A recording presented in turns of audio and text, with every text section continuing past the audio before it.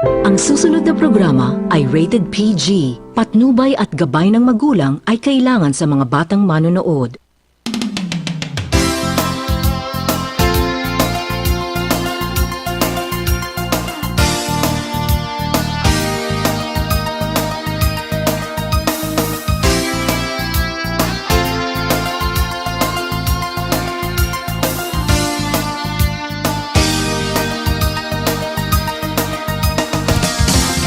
Simbang gabi.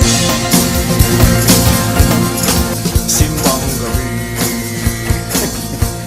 Alright! Good morning, Soxergen! Good morning, Pilipinas! Sa unang araw ng simbang gabi. Tama ko yung nice ang background, Makiboy. Congratulations nagatang imuang Autoparbulaga.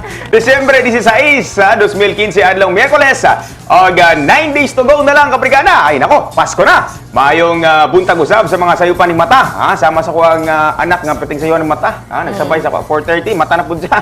Ay, siyempre, mga kuha na to, mga kauban sa panimalay, no, mga kumaga kani mga alalay nato, no. Good morning kayong tanan di og siyempre, alang sa Misa de Gallo ang uban sa hipod nagmata. Tutok lang mga kabrigada kay hatod namo ang mga nagunang balita ug impormasyon dinhi sa programang Morning Hataw. Ako po si JB Lee. Good morning, JB Lee. Yan. Wait lang, diretso na tayo. Ikaw ba, nag-misa de Gallo ka? Ay, akala ko 4:30 ka alangan. gumising para nag-misa de Gallo. Hindi, oo. Hindi ka naman bumalik ng tulog. Anyway, Medyo. good morning mga kahataw. Good morning kaninyong tanan. Good morning sa mga busy nga inahan nga sama ka nako pero naa sa balay karon nga naghikay og pampamahaw lang sa pamilya og mas maayo nga buntag kung sugdan ang adlaw sa paghigop og Power Cell Soya Coffee.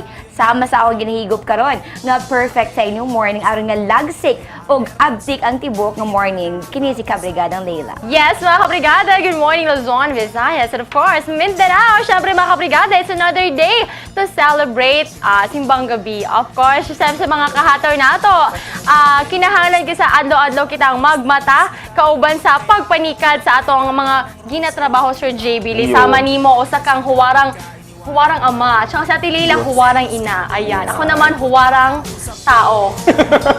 Whatever.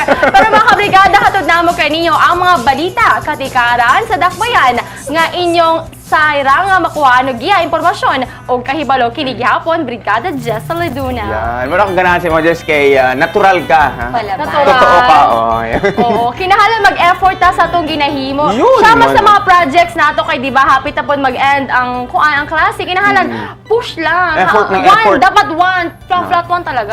Pa-flat. Pa-flat. Huwag mo na sabihin natin. Yan. Alam ko na. Next topic tayo sa mga flat-flat kasi Oo nga. alam na natin ang sunod. Uy, mga brigada na experience mo, Jess, kapag Yes. Leila ang kanang magsimbang. Mabid ako ang mga flat wine. Hindi, magsimbang gabi. Hindi. Ako dilimod ko Catholic, so I would, Okay. although I would welcome that. Kasi minsan naman, I still go to the Catholic Church to pray lang. Yun, ikaw, Jess, na experience. Yes, of course, special sa akong adlaw na tauhan. Yun. So everyday, everyday. Sa una kay, kuhaan mo na siya sa Notre Dame of the Liangas University, karang kinahanglan gini mo Required attend, siya. required siya. But of course, sa pag-require sa imo na mo kayo makuha nga ka ng kaalam o spiritual guide sa imo Correct, pan adlaw-adlaw nga gimbulahaton. So that's great. Kasi di mo malimtan. Ang mga experience, Ang mga puto bong kuhaan ka na mga mag-share good na tao nga kung sa ilang gipagdaanan for the whole, sa ilang mga kinabuhi. So ma-apply po di mo siya sa imong kinabuhi. Ayun. Para maglambo pa sama sa brigada. Ayun. Nani pharmacy ka-upat mga branch. Yan!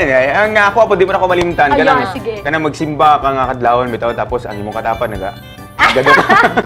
Kanya, kanang mga suman, kanang puto-bongbong. Oo. Ilahi nga experience, kanang makaon mo siya sa kanang after pagsimba. Oo, ka ng fresh init-init Oo, pa, oo. ana. Iba gud ang experience, no. Kumbaga, kung December di hala ma experience ang kakaiba, no.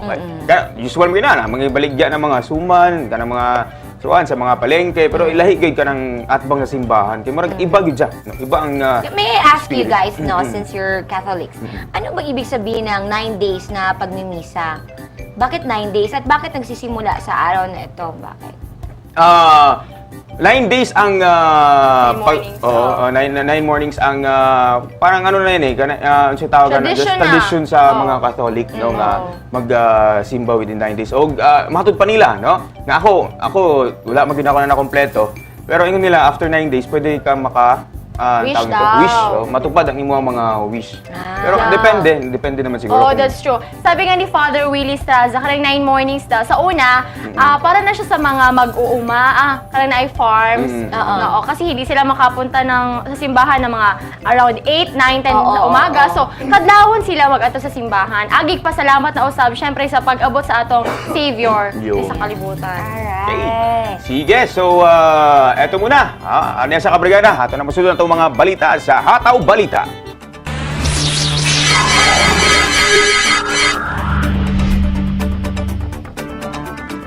Hulog sa kamot sa Police Station 3 ang top 3 o top 8 nga most wanted sa ilang area of responsibility kung AR sa gikasang drug buy-bust operation sulod sa usa ka in sa Barangay Lagaw. O siyempre gipanghimakak usab sa mga dinakpan ang tigamitan sila og droga liyo sa mga nakuhang drugs paraphernalia sa ilahang posisyon.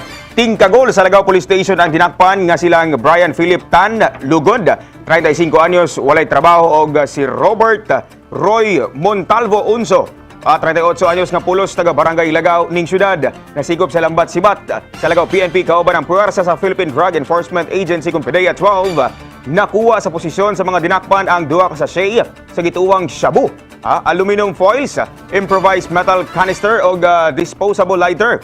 Gunting ingon man ang 200 pesos nga mark money. Nakuha usab kanila ang nagkadaiyang identification card nga dunay naglahing pangalan apan pulos lang nawong ni Lugod.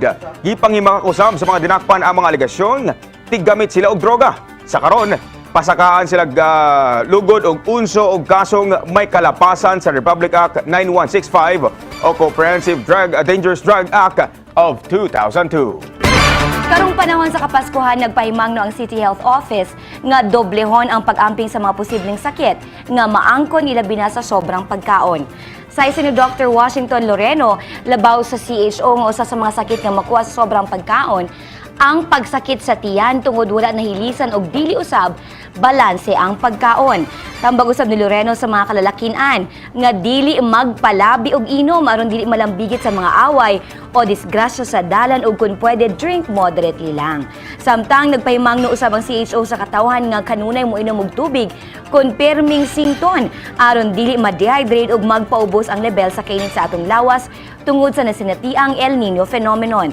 Kinahanglan usab nga magsulob og facial mask ang dunay respiratory illnesses sama sa asthma, bronchitis ug allergenic diseases tungod sa mga aso sa mga pabuto matag Pasko. Nakapasa na sa ikaduhang pagbasa ang ordinance nga nasa 16 bilyones ka pesos ang mamahimong 2016 annual budget sa Gensan. Apan una kini Apan una kini gituki kini sa mga konsehal sa sanggunian. Gidoso ilawom sa komitiba sa City Councilor or Attorney Franklin Gacal Jr. ang ordinansa nga 1.6 bilyones ang mamahimong pondo alang sa lokal nga panggamanan sa Gensan sunod tuig. Ato sa sesyon sa 17th Council sa Sangguniang Panlungsod kun SP kagahapon, usa sa gituki ang maong annual budget.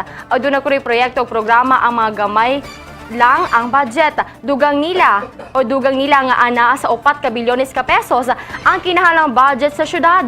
Apan halos katunga niini ang income sa LGU Gensan. Kulang gayud kuno kini moong sugyot ni Kagawad Atendido. Matud pa ni Kagawad Atendido nga gisiguro lang nila nga hanay na ang tanan. Saad ni Kagawad Gacal, iyang ipasa sa 2016 ang annual budget una mahuman ang tuig. Live ang balita gitambungan sa nagkadaiyang Disaster Risk Reduction and Management Offices gikan sa Rion 12 ang gipaygayang 2015 Gawad Kalasag kundi nakuha sa Gensan ang first place alang sa highly urbanized category. Ginapahigayon matag tuig ang Gawad Kalasag nga aktibidad sa Regional Disaster Risk Reduction and Management Council kun RDRMMC kun asa paghatag kini og paghatod sa mga local government unit nga madasigong nagasuporta kanila ilabi na sa pagpangandam sa mga kalamidad nga wala ginalaumang muigo sa usa ka lugar. Nakuha sa Sarangani Disaster Risk Reduction and Management Council ang provincial category nga dunay 50,000 nga first prize. Nasakmit usab sa dakbayan sa General Santos ang Best Prepared City Highly Urbanized ilalom sa City Disaster Risk Reduction and Management Council category nga may 50,000 ka pesos nga first prize. Samtang ang syudad nga nakakuha sa Best Prepared City Opponent Cities mao ang Coronadal City South Cotabato nga adunay 50,000 ka pesos nga insentibo. Giilaw sab ang Best Prepared Barangay Urban or Urban Barangay ang Tibuli South Cotabato. Best Prepared Barangay sa Rural Barangay Cebuano ang Tupi, South Cotabato. Formal na ang giablihan ng ikaupat nga branch sa Brigada Pharmacy kagahapon sa buntag sa Barangay Fatima ning Dakbayan. Gipangunahan kini mismo sa CEO ug President sa Brigada Group of Companies. Sayo pa lang sa buntag giatangan na sa mga residente sa Barangay Fatima ang opening sa ikaupat nga branch sa Brigada Pharmacy. Luyo sa mga nagkadaiyang produkto available usab ang Brigada Healthline products sama sa Drive Max, Adult Herbal Capsule, Drive Max Coffee, Power Cells Herbal Capsule, Power Cells Liniment Oil, Power Cells Soya Coffee, Nutri-Cleanse Herbal Capsule, Fast Relax, Guard C Calcium Ascorbate, ug ang pinakabagong produkto sa Brigada Healthline product, ang Curamed Herbal Capsule. Samtang nauman pa usab ang mga dugang ipatukod nga Brigada Pharmacy sa nagkadaiyang lugar sa Dakbayan.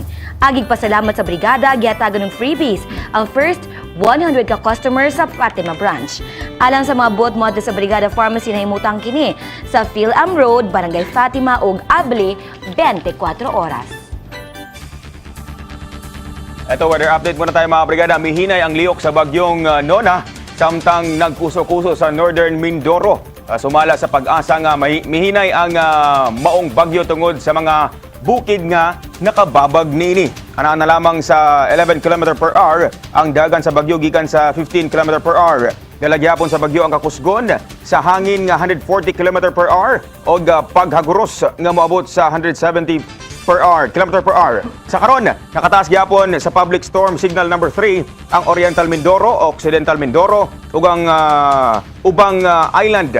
Signal number 2 usab ang Batangas, Cavite, Marinduque, Romblon, Calamian Group of Islands. Samtang signal number 1 usab ang Metro Manila, Bataan, Southern Zambales, Bulacan, Laguna, Rizal, Quezon ug Northern Palawan, ingon man ang Cuyo Island ug Antique. Tungod sa maot nga panahon, dagan klase sa kauluhan ang suspendido. Sa laing international nga balita, nagpahingmangno ang Amerika nga posible na lang pakusgan ang puwersa sa ginailugang mga teritoryo sa South China Sea. Sigon ni US Pacific Fleet Commander Admiral Scott Swift, nga gakadani ang mga claimants mugamit og puwersa busa mas angayang resolbahon kini sa international law. Nanawagan sa Swift sa China nga musunod sa arbitration aron mo resolba ang territorial dispute inay nga mugamit og military force. Kay baluan nga halos tibuok sa South China Sea kay ginaangkon sa Beijing ug nagtukod na sila og reclamation rason aron nga mabalaka ang Amerika. Mga kabrigada, balitang showbiz. Dream come true sa actress o talent manager nga si Annabel Rama ang paglunsad niini og kaugalingong libro. Usa sa mga istorya sa libro ni Rama, ang istorya kabahin sa paghinigugmaay nila sa aktor nga si Eddie Gutierrez o paunsa nila o niya giprotektahan ang ilang paghinigugmaay. Gisiguro sab niini nga daghang mga leksyon sa kinabuhi ang pwedeng makuha sa iyang libro. Dunay title nga Die Hard ang libro nga si Rama mismo ang nagsuwata. Sumala sa aktres nga unod sa iyang libro ang mga istorya sa iyang kinabuhi nga pulos tinuod o walay sagol nga atik. Ito, balitang sports, mga kabrigada. Giangkon sa publiko ni NBA referee Bill Kennedy nga usa siya kabayot. Sigon ni Kennedy nga wala siya maulaw sa iyang pag-angkon tungod gipadayag lang niya ang iyang tinuod nga gender. Matod niini nga angay dili ikaulaw sa tao ang pagpadayag sa iyang tinuod nga gibati. Ang pag-angkon ni Kennedy kay ang humaniyang gipang hamtangan og technical foul si Sacramento King point guard Rajon Rondo nga miresulta sa pagkasuspende niini. Ebaluan nga human migawa si Rondo, gitawag niya si Kennedy nga bayot. Nangayo usab og pasaylo si Rondo nga nahimo og dili niini intensyon nga makasakit og tawo.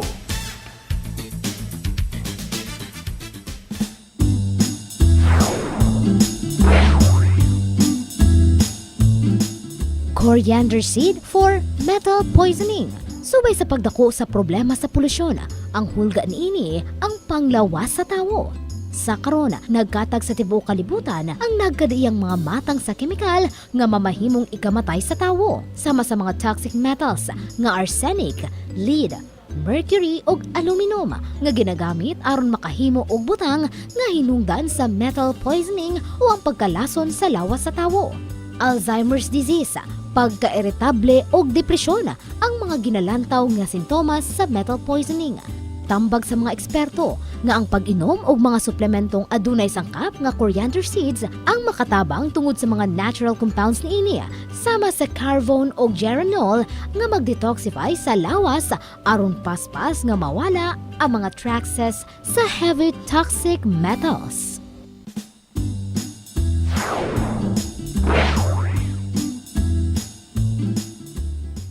Kining bahina hatod kaninyo sa Curamed Herbal Capsule. Curamed Herbal Capsule. Laban mo to.